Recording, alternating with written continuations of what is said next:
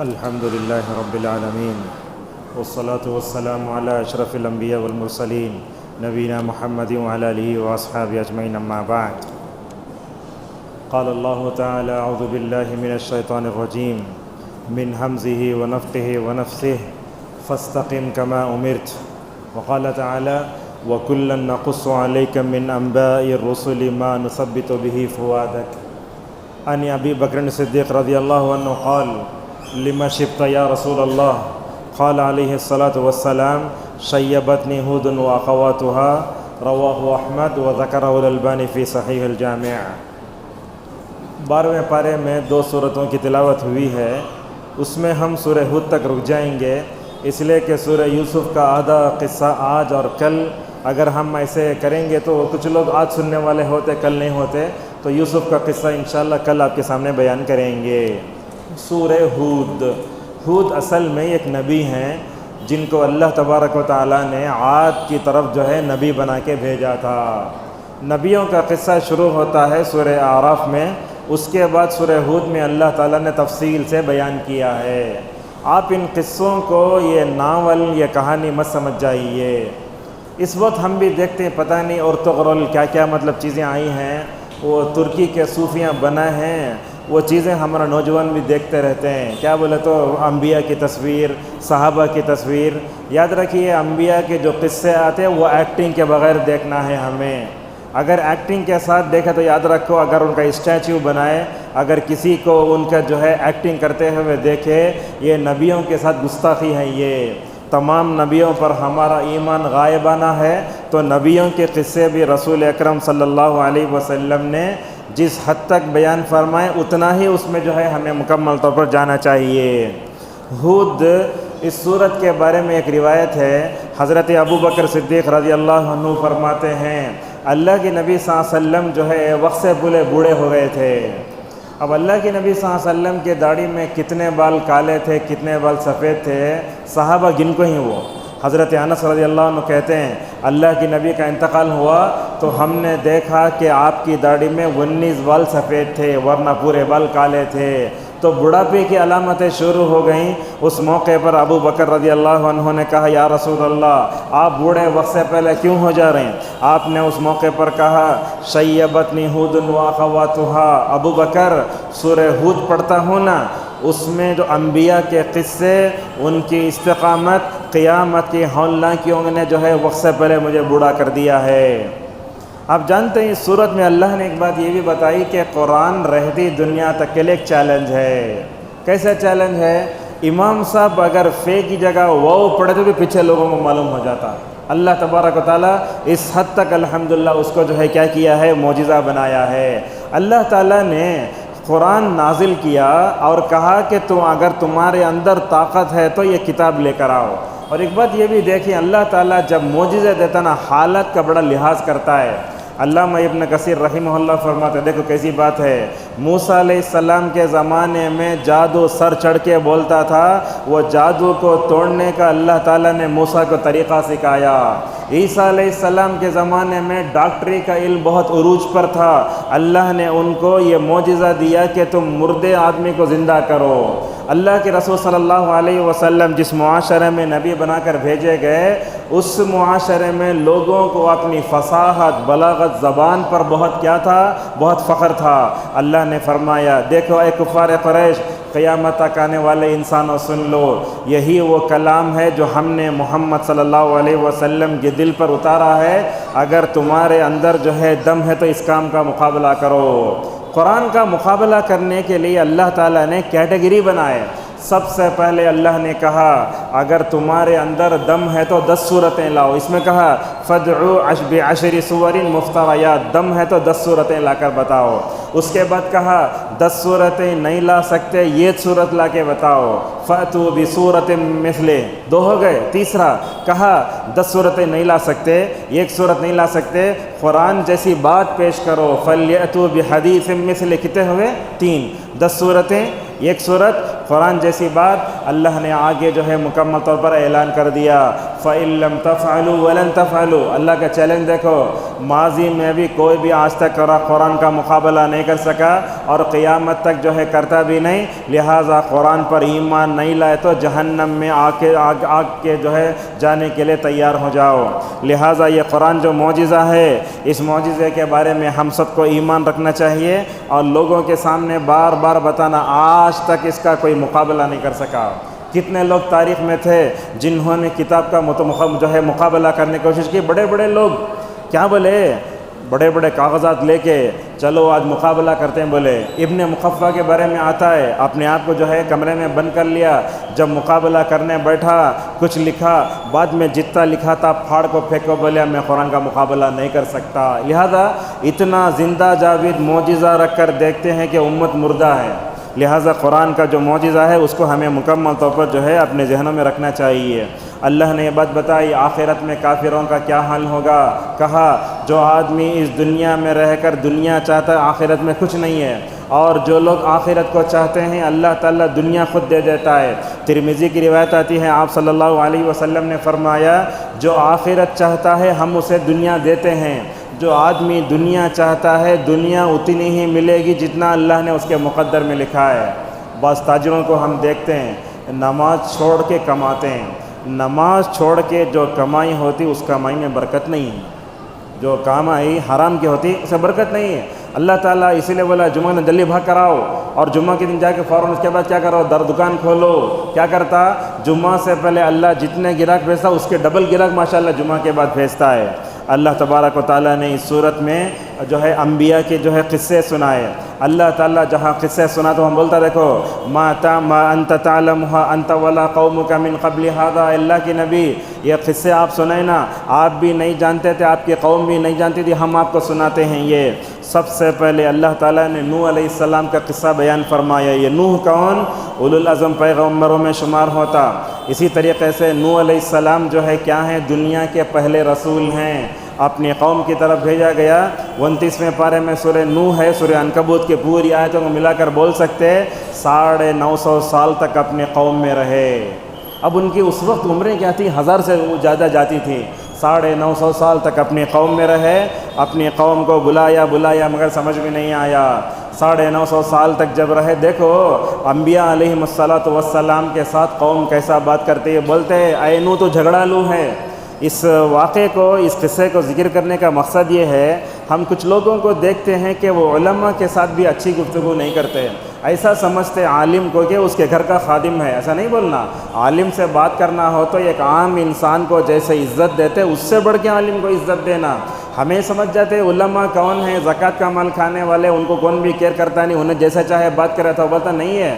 آپ بات کرے تو بھی اچھے انداز سے بات کرو۔ ایک بڑے آدمی سے بات کرے تو کوئی سے عزت کرتے، ویسے عالم سے بات کرتے بھی عزت سے بات کرنا۔ یہ قوم کو دیکھو بولتے تو بے وقوف ہے، مگر نوح علیہ السلام نے پھر کرنے یہ نہیں کہ تم بے وقوف ہو، بولے تم نادان ہو۔ حضرت نوح علیہ السلام اپنے قوم میں ٹھہرے رہے، جب جو ہے ٹھہرے رہے پوری دعوت کا مرحلہ پار ہو گیا، اللہ نے کہا وَاصْنَعِ الْفُلْكَ بِأَعْيُنِنَا وَوَحْيِنَا، اے نوح تم کیا کرو، یہ کشتی بناؤ ہماری آنکھوں کے سامنے۔ اس سے معلوم ہوتا ہے کہ اللہ کے 2 آنکھیں ہیں، اللہ تعالی ہمیشہ دیکھتے رہتا ہے، سوتا نہیں ہے۔ لا تاخذہ سنۃ ولا نوم۔ جب کشتی بنانے لگے قوم کے لوگ کیا بولتے ہیں، یہ کشتی کہاں چلتی ہے؟ اللہ اکبر، اللہ تعالیٰ فرماتا ہے اگر تم نوح کا مذاق اڑائے ہم تمہارا مذاق اڑائیں گے۔ بہرحال نوح علیہ السلام جو ہے اپنی کشتی میں انسانوں کو، جانوروں کو، چرند پرند کو سب لے لیے۔ جب جانے لگے دعا پڑھے بسم اللہ مجریہا و مرساہا، سورہ مومنون میں آیتیں آتی ہیں۔ جب جانے لگے تو کہنے لگے رب انزلنی منزلا مبارکا وانت خیر المنزلین۔ جب جانے لگے، اترنے لگے تو کہا رب نجنی من القوم الظالمین۔ نوح علیہ السلام کشتی میں سوار ہو گئے، اللہ نے آسمان کو حکم دیا، دروازے کھول کے چھوڑ دیے، پانی آیا، اتنا پانی آیا کعبۃ اللہ کے اندر بھی چلا گیا۔ کعبۃ اللہ اس وقت سے ہے، کعبۃ اللہ کے اندر بھی گیا، پوری دنیا میں طوفان آ گیا۔ اللہ اکبر، آج بھی ہم دیکھتے ہیں پانی کی طاقت وہ طاقت ہے بڑے بڑے جو ہے ٹیکنالوجی رکھنے والے ملک بھی اللہ تعالیٰ کے اس پانی کا مقابلہ نہیں کر سکتے۔ اس کے بعد ہوا کیا، حضرت نوح علیہ السلام دیکھے، ذرا بچوں کو دیکھے تو ہوتا نا ویسا، وہ مطلب نوح علیہ السلام جا رہے ہیں، ان کا بیٹا وہاں ٹھہرا ہے، بولے بیٹے آؤ میرے ساتھ کشتی میں سوار ہو جاؤ۔ بیٹا وہ کافر تھا، انہیں بولا میں پہاڑ پر چڑھ کے بچ جاتا ہوں۔ اللہ تعالیٰ بولا آج جس کو اللہ بچائے گا وہی بچے گا۔ باپ بیٹے دونوں آپس میں باتیں کر لے کچھ ہی، بیچ میں موج آ کر نعوذ باللہ ڈوب کے مر گیا۔ اس کے بعد حضرت نوح علیہ السلام لگے اللہ میرا بیٹا میرا بیٹا۔ نوح علیہ السلام سے اللہ نے کہا اے نوح اگرچہ تمہارا بیٹا مگر کافر ہے، اور جب بات کافر و اسلام کی آتی ہے تو باپ بیٹے کا تعلق بھی ختم ہو جاتا ہے۔ اس کے بعد حضرت نوح بولے اے اللہ میں نادانی میں تیرا سوال نہیں کرنا تھا، اس لیے تو مجھے معاف کر دے۔ سمجھ میں کیا آ رہا ہے، انبیاء علیہم الصلاۃ والسلام سے بھی کبھی کبھی گناہ صغیرہ ہو جاتے ہیں۔ اب یہ بات جماعت اسلامی کے وہ لوگوں کو بولے تو سمجھ میں نہیں آتی۔ مجھے یاد ہے مسجد سلفیہ گروپن پڑھا بنگلور میں، جب میں نے یہ بات کہی کہ انبیاء گناہ صغیرہ کرتے، تو جماعت اسلامی سے تعلق رکھنے والا ایک آدمی آ کے فجر میں میرے سے بحث کر رہا ہے انبیاء گناہ نہیں کرتے کر رہا ہے۔ کیوں نہیں کرتے؟ اس لیے کہ مودودی صاحب نے لکھا تو اس کو حرف آخر سمجھ گئے وہ۔ حالانکہ علامہ ابن تیمیہ رحمہ اللہ کہتے ہیں انبیاء علیہم السلام کو اللہ تعالیٰ بڑے گناہ سے پاک رکھتا ہے، پورے انبیاء کو دیکھو آپ، مگر گناہ صغیرہ ہوتا عام آدمی میں انبیاء سے گناہ صغیرہ ہونے میں دو فرق ہیں۔ ایک تو یہ ہوتا ہے کہ اگر نبی چھوٹا گناہ کیا تو وحی کی روشنی میں فوراً اصلاح ہو جاتی۔ دوسرا فرق یہ ہے کہ انبیاء جب گناہ کرتے فوراً اللہ کی طرف پلٹ جاتے۔ دیکھو اس سے پہلے سورہ اعراف میں بھی آیا ربنا ظلمنا انفسنا کہہ کر آدم و حوا نے بھی توبہ کی۔ یہاں نوح علیہ السلام کو بھی دیکھیے اپنے بیٹے کے بارے میں سوال کرے تو اللہ بولا، حضرت نوح علیہ السلام بولے انی اعوذ بک ان اسألک ما لیس لی بہ علم۔ تو اس طریقے سے نوح علیہ السلام کی کشتی کیا تھی، آج کل یوٹیوب وغیرہ میں پتہ نہیں لوگ کہاں کہاں سے تصویر لا لیتے ہیں، وہ جا کے جودی پہاڑ پر ٹھہری، وہ اتنے ہزار سال گزر گئے، وہ کشتی رہ سکتی کیا؟ لوگ کوسی کشتی کے لگا بولتے ہیں یہ نوح علیہ السلام کی کشتی ہے، نہ ہو نہیں سکتا۔ لہٰذا جھوٹی چیزیں جو ہوتی ہیں ان کے پیچھے نہیں پڑنا چاہیے۔ اس کے بعد اللہ تبارک و تعالیٰ نے قوم ہود کا تذکرہ فرمایا۔ یہ ہود کون؟ عاد کی طرف نبی بنا کر بھیجے گئے۔ قوم صالح حضرت جو ہے صالح علیہ السلام کو سمود کی طرف نبی بنا کر بھیجا گیا۔ آپ دیکھیں ہر نبی اپنی قوم کو استغفار پر ابھارتا ہے۔ انہوں کو بولے صالح اگر تو سچا نبی ہے تو پہاڑ سے حاملہ اونٹنی نکال کے بتا، تو نکالے۔ ہذہ ناقۃ اللہ لکم آیا، اللہ کی نشانی ہے، برے ارادے سے چھونا نہیں اسے۔ جب انہیں پانی پینے آتے یہ پورے جانور بھاگ جاتے تھے۔ قوم کے لوگ آ کر بولے صالح تیری اونٹنی ایسی ہے، ہمارے اونٹ جانور وہ دیکھے تو جو ہے بھاگ جا رہے ہیں، اسی لیے کیا کرے پینے کی باری لگا ڈالے، جس دن وہ جانور آتے وہ جائیں آنا۔ بہرحال سورہ جو ہے شعراء میں اس کی طرف اشارہ ہے۔ حضرت موسیٰ علیہ السلام حضرت صالح علیہ السلام نے کہا کہ اسے برے ارادے سے نہیں چھونا چاہیے، مگر کیا کرے کمینے لوگ۔ حضرت ان میں سے اذ انبعث اشقاہا، یہ بدبخت اٹھا نفس کی شرارت میں آ کر جو ہے وہ اونٹنی کو ذبح کر دیا۔ اب اونٹنی کو ذبح کر دیا، پہلے بولے برے ارادے سے نہیں چھونا، جب ذبح کر دیے تو صالح علیہ السلام نے کہا تمہارے پاس جو ہے 3 دن کا وقت ہے، مزہ کر لو، اس کے بعد یاد رکھو اللہ تعالیٰ کے عذاب کا تمہیں مکمل طور پر سامنا کرنا ہے۔ اس کے بعد قوم لوط کا تذکرہ آیا۔ لوط علیہ السلام کون؟ ان کا تعلق حضرت ابراہیم علیہ السلام کے خاندان سے ہے۔ انہوں کیا کرے اپنی قوم کو توحید کی طرف بلائے، مگر ان کے اندر ایک بری عادت کیا تھی، عام طور پر کیا ہوتا ایک مرد عورت سے ضرورت پوری کرتا، ہمیں یہ سن کو ہی آج تک، مگر یہ کمینی قوم ایسی تھی مرد ضرورتیں پوری کرتے تھے۔ اسے بولتے ہم جنس پرستی کا رجحان، آج بھی دنیا میں ہے یہ، بلکہ آپ یورپ کے کچھ ممالک میں دیکھیں گے، اٹلی وغیرہ میں قانون ہے مرد کی شادی مرد سے ہوتی، عورت کی شادی عورت سے ہوتی۔ اللہ تبارک و تعالیٰ دیکھا یہ قوم کمینی ہے، سنتی نہیں۔ دیکھو علامہ القیم کیا بولتے، یہ قوم نے اپنے جو ہے بغاوت کی اور فطرت کو الٹا، اللہ نے پوری قوم کو الٹ کے رکھ دیا۔ حضرت جبریل علیہ السلام لے گئے قوم کو، لے جا کے الٹ کے رکھ دیے۔ فجعلنا عالیہا سافلہا وہاں قوم لوط کا جہاں ذکر آیا تو مہمان نوازی کا وہاں ذکر آیا۔ ابراہیم علیہ السلام کے پاس فرشتے آئے اسحاق کی خوشخبری دینے کے لیے۔ حضرت اسحاق ابھی پیدا نہیں ہو گئے تھے، وہ سارا ان کی بیوی تھی نا، ان کے اندر بچہ پیدا کرنے کی صلاحیت نہیں تھی۔ ابراہیم علیہ السلام وہاں تھے تو ابراہیم علیہ السلام کے پاس آ کر بولتے ہمیں تم نہ اسحاق کی خوشخبری دیتے ہیں۔ یہ بولنا تھا، اندر سے سارا علیہ السلام آ گئی، بولے میرا باپ میرا شوہر بھی بڈھا ہو گیا، مجھے میرے اندر جو ہے بچہ سب پیدا کرنے کی صلاحیت نہیں، کیسے ہوگا یہ؟ وہاں کھڑے ہو کر فرشتوں نے کہا اتعجبین من امر اللہ، اللہ تعالیٰ کے معاملے میں تم کو تعجب ہوتا کیا؟ اب دیکھو اللہ تعالیٰ نبیوں کا اولاد دینے میں بہت آزمایا، حضرت ابراہیم کو آزمایا، حضرت زکریا کو آزمایا، اور یہاں حضرت ابراہیم علیہ السلام کو آزماتا ہے۔ ایسے موقع پر میں ایک بات یہ بھی کہنا چاہوں گا آج کے درس میں، وہ یہ ہے ہمارے پاس شادی ہوتی ہے تو اس کے بعد فوراً بچے ہو جانا بلکہ لوگ سوچتے، لوگ جا کے پوچھتے خوشخبری کب ہے، خوشخبری کب ہے، مگر اولاد نہیں بھی تو کیا کرتے، شوہر کے بارے میں انہیں نامرد ہے بلکہ بدنام کرنا شروع کرا دیتے۔ ایک طرف یہ، دوسری طرف ہم دیکھتے خواتین کے بارے میں نہیں بھائی سے بچہ جنی صلاحیت نہیں ہے، غلط سلط باتیں پیدا کر کو وہاں کیا ہوتا، شوہر بیوی آپس میں لڑ لیتے۔ اب اولاد نہیں ہوئی تو کیا کرنا، سب سے بہترین استغفار کرنا۔ دوسری چیز یہ ہے دونوں کو ٹیسٹ کر کے دیکھنا، اسی لیے عرب وغیرہ میں کیا ہوتا معلوم ہے، شادی سے پہلے مرد ہے بلکہ سرٹیفکیٹ لائے تو تب بھی شادی ہوتی وہاں۔ یہاں دیکھتے ہیں لوگ اپنی بیوی کو مطمئن کرنے کی طاقت بھی نہیں رکھتے، شادی کر کے نعوذ باللہ عورتوں کی عزت سے کھیلتے ہیں، یہ بھی نہیں کرنا چاہیے۔ لہٰذا اولاد ہوتی ہے تو اللہ تعالیٰ 3-4 طریقے سے اولاد دیتا ہے، کبھی لڑکیاں دیتا، کبھی لڑکے دیتا، کبھی ملا کے دیتا، کبھی کچھ بھی نہیں دیتا، بعض خاندانوں میں ہوتا۔ آپ صلی اللہ علیہ وسلم نے فرمایا زیادہ جننے والی، زیادہ محبت کرنے والی عورت سے شادی کرو۔ یہ حدیث وحید الدین خان کو سمجھ میں نہیں آئی۔ یہ وحید الدین خان جو ہے یہ اس میں رہنے والا شخص ہے، یہ دہلی میں، انہیں لکھتا اچھا لیکن خطرناک لکھتا، وہ کبھی حدیث کا انکار کرتا ہے، کبھی عیسیٰ کا انکار کرتا۔ اتنے بڑے رائٹر ہو کے انہیں پوچھتے ہیں حدیث کو سمجھنا کیسا بولے تو شادی سے پہلے ان کے خاندان میں دیکھنا کتنے بچے ہوتے نہیں ہوتے، ان کے بھائیوں کو بہن دے تو مکمل طور پر سمجھ میں آتا ہے۔ لہٰذا اولاد نہ ہو، شوہر کے بارے میں بیوی کے بارے میں غلط باتیں پھیلانا صحیح نہیں ہے، اور خاص طور پر علماء یہ دعا پڑھنے بولتے اولاد نہ ہو ربی لا تذرنی فردا وانت خیر الوارثین، یہ حضرت زکریا کی دعا ہے۔ انہوں بولتے اے اللہ تو مجھے اکیلا نہ چھوڑ بلکہ تو میرے وارث پیدا کر دے۔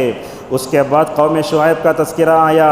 مہمان نوازی کے بارے میں ایک بات یہ کہنا چاہوں گا، یہ مہمان نوازی نبیوں کی عادت ہے۔ یہ حضرت ابراہیم کو دیکھو، وہ انسانوں کی شکل میں فرشتے آئے، لے جا کے بھنا ہوا بکرا لے جا کے سامنے پیش کرے۔ فرشتوں کو کھانے کی ضرورت نہیں پڑتی، جب جا کے خانے رکھے انہوں نہیں کھائے تو پوچھے فقال الا تاکلون، کیوں نہیں کھاتے؟ اس سے کیا سمجھ میں آتا ہے، مہمان جو آتا ہے اگر انہیں نہیں کھایا تو میزبان تڑپنا۔ آج کل کیا ہے، یہ مہمان نوازی کی صفت نعوذ باللہ اٹھتی جا رہی ہے۔ مہمان کیا ہوتا ہے، وہ رحمت کا فرشتہ ہوتا ہے۔ اللہ کی نبی نے فرمایا جو بندہ اللہ و یوم آخرت پر ایمان رکھتا ہے اس کو چاہیے کہ وہ مہمان کی عزت کرے، 3 دن کرنا، چوتھے دن بھی اگر رہا تو بھی کرنا۔ آج کل یہ صفت ختم ہو رہی ہے۔ لوگ کیا کرتے ہیں، مہمان آتے بولے تو سوئچ آف کرا لیتے ہیں، یا نہیں تو مہمان آتے بولے تو وہ جھوٹ بول دیتے ہیں میں نہیں ہوں گھر میں، میں آؤٹ آف سیزن ہوں بولتے، یہ نہیں ہے۔ اللہ کی نبی دیکھو جب پہلے وہی سے گھبرا کر آئے، حضرت ختیجہ نے آپ کو جن اخلاق کے ذریعے دلاسا دیا، کہا وتقری الضیف، آپ مہمان نوازی کرتے ہیں۔ لہٰذا مہمان نوازی کب آتی ہے بولے تو ماں باپ کے ڈی این اے میں تو بچوں کے اندر بھی آتی ہو۔ اور یہ بھی دیکھتے ہیں سسرال وغیرہ میں بھی آج داماد کو عزت نہیں ہے، لوگ عزت نہیں کرتے، کیا سمجھتے ہیں اسے، اس کے جو ہے بیٹی کا غلام سمجھ جاتے لوگ۔ لہٰذا مہمان نوازی بہت اہم ہے، اور یہ بات یاد رکھو مہمان نوازی آپ کے پاس جتنا ہے اتنا کرو، تکلف نہ کرو۔ آپ دال کھانا پپڑ اگر رکھنے کی طاقت ہے وہ تو رکھو، تکلف نہیں کرنا۔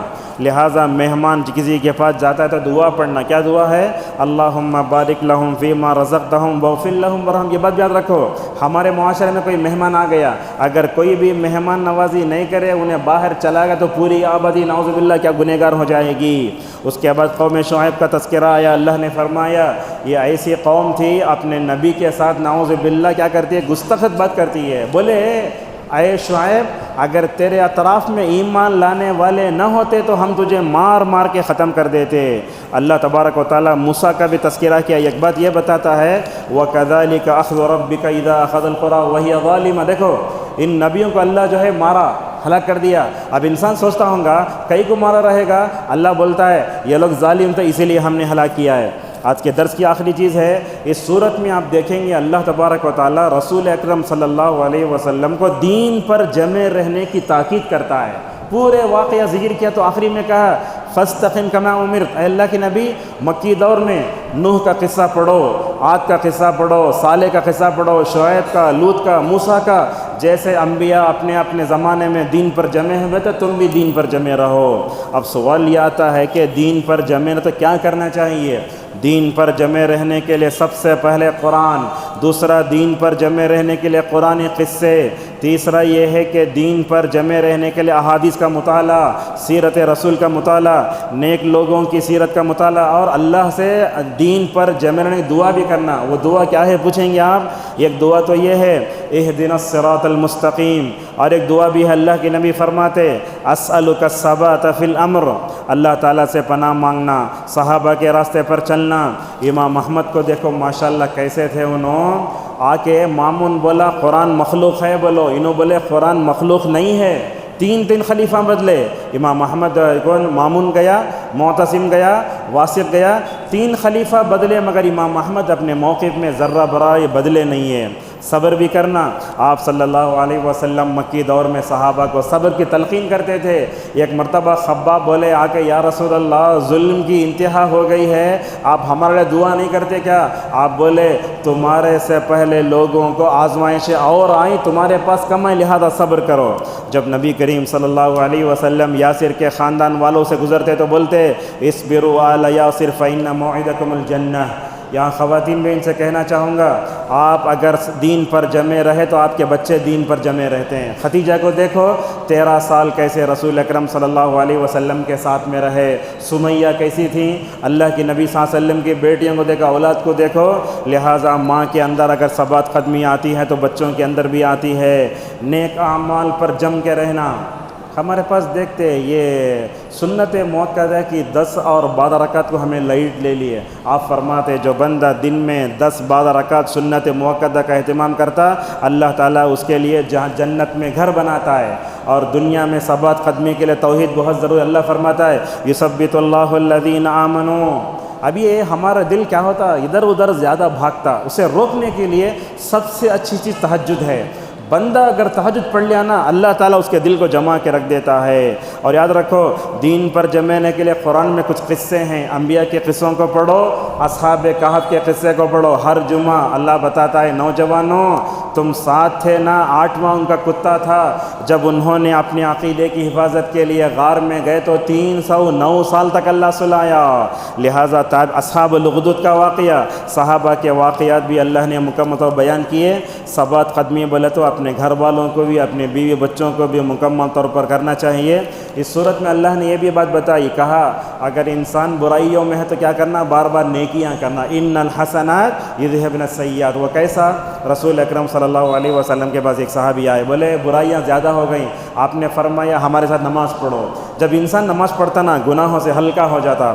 جب آپ ہاتھ باندھتے، رکوع کرتے، جب باندھے تو ہاتھ کے گناہ چلے آتے، جھکے تو گھٹنے کے چل جاتے، بلکہ آپ نے تو فرمایا بندہ جب سجدہ کرتا ہے تو یہ کندھے کے جو گناہ ہوتے وہ گناہ بھی چلے جاتے۔ اللہ اکبر۔ لہٰذا نماز کو ہم لائٹ نہ لے لیں۔ نماز کیا کرتی ہے؟ ماشاءاللہ اللہ کے نبی صلی اللہ علیہ وسلم نے فرمایا اگر تمہارے گھر کے سامنے نہر ہے، 5 مرتبہ اس میں نہانے والے کے جسم پر میل رہے گا کیا؟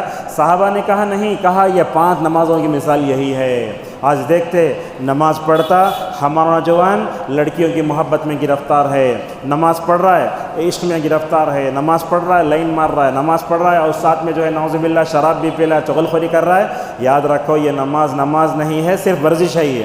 لہٰذا اپنی نمازوں میں جان پیدا کرو۔ انشاءاللہ سورہ کہف، سورہ یوسف کا جو قصہ ہے کل بیان کریں گے۔ اللہ تبارک و تعالیٰ سورہ ہود میں آخری میں آ کر بولتا ہے اللہ کے نبی مکے میں رہ کر آپ کو ٹینشن آتا نا، اس ٹینشن کو دور کرنے کے لیے 2 چیزیں، ایک تو یہ کہ اللہ کی عبادت میں لگ جاؤ۔ انسان کو ٹینشن آتا، بیوی سے لے دور کر نماز پڑھو، اللہ ٹینشن دور کرتا۔ اور کہا وتوکل، اللہ تعالیٰ پہ بھروسہ بھی کرو.